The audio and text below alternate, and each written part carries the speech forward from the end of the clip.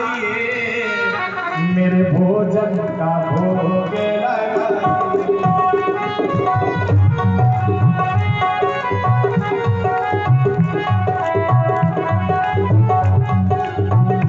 राजा राम आइए, सीता राम आइए, मेरे भोजन का भोग लगाइए।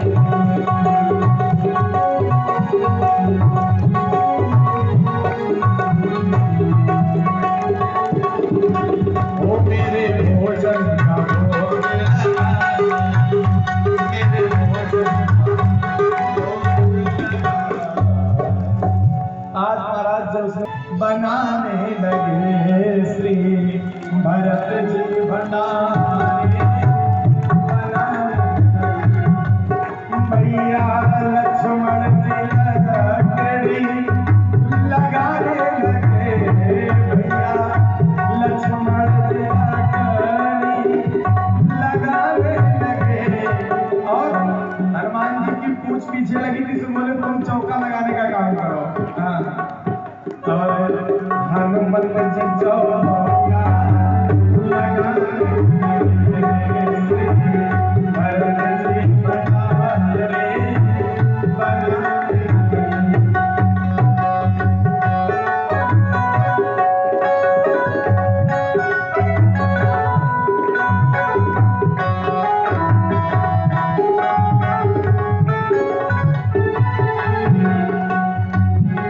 श्री भरत जी भंडारे बनाने लगे।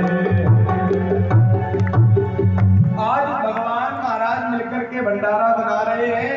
भरत जी महाराज भोजन बनाए और लक्ष्मण जी लकड़ी को ले आए, लकड़ी लगाए, हनुमान जी चौका लगाए। सबको मैया जानकी रसोई में लग गई, सबको अलग अलग काम दे दिया गया।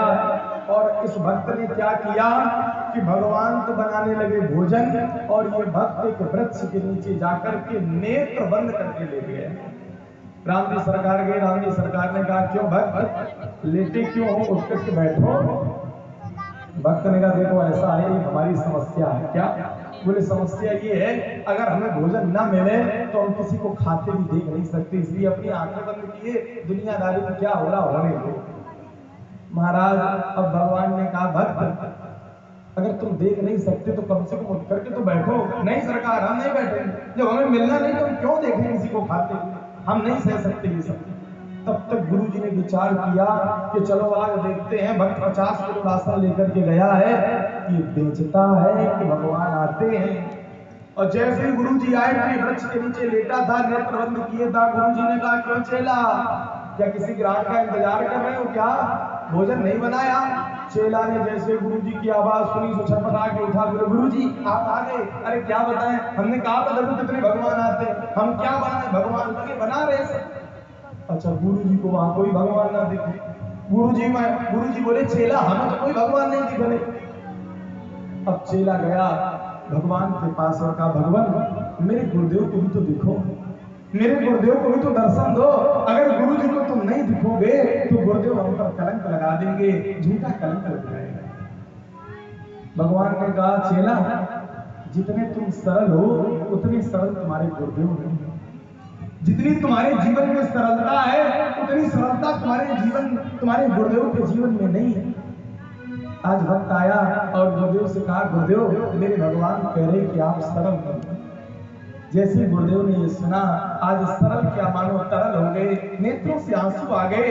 गुरुदेव ने विचार किया महाराज काश मुझे आज भगवान का दर्शन हो जाता।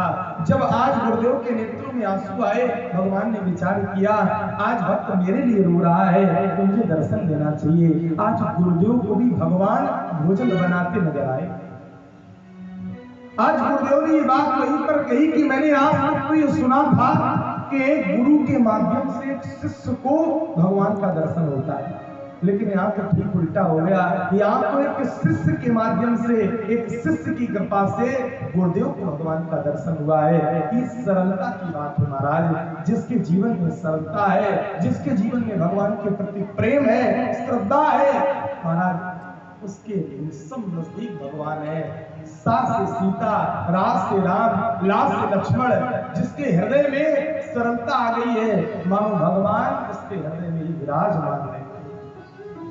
एक बार एक व्यक्ति ने प्रश्न कर दिया, बोले महाराज जी बताओ, भगवान न तो बोले, भगवान न बोले, न भगवान कभी हमारी बात सुने, न भगवान कभी चले, फिर आप कहते हो कि महाराज भगवान बोलते हैं, भगवान चलते हैं, भगवान सुनते हैं, और हमने कभी भगवान को ना तो चलते देखा, ना बोलते देखा, ना सुनते देखा, कैसे ये बात मान ली?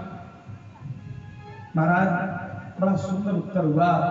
बोले जीवन में जिस दिन ये जान जाओगे, जीवन में जिस दिन ये जान जाओगे कि भगवान है कहाँ, उस दिन ये भी जान जाओगे कि भगवान बोलता भी है, भगवान चलता भी है, और भगवान कृपा भी करता है। जब तक ये नहीं जानोगे कि भगवान का स्थान कहाँ है, महाराज भगवान तो हमारे हृदय में बैठे हैं, भगवान तो हमारे आत्मा में,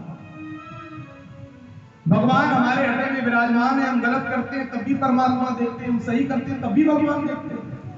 हमारे मनमानी रूपी जो महाराज भाव है वो कहता है कि ऐसा करो, लेकिन बुद्धमानी कहती नहीं, इस कार्य करने से अपराध हो जाएगा, पाप हो जाएगा। लेकिन आज के समय में हम बुद्धमानी की नहीं सुनते, केवल और केवल मनमानी की सुन लेते हैं। और जो लोग मनमानी की सुनते हैं महाराज, उत्तान पात की तरह भटकना पड़ता है। इसलिए केवल और केवल बुद्धमानी की सुनो, मनमानी की नहीं। केवल और केवल बुद्धमानी की सुनो। आप पर अगर कृपा होगी तो बुद्धमानी की ही होगी, मनमानी की नहीं होगी। कोई भी कार्य करो, उस कार्य को करने से पहले एक बार बुद्धि से, एक बार विचार करके, विमर्श करके जरूर सोचो कि महाराज इस कार्य को करने से हमें क्या लाभ है, इस कार्य को करने से हमारा क्या घाटा होगा, इस बात का विशेष ध्यान। इस संसार में महाराज आप चाहें जितना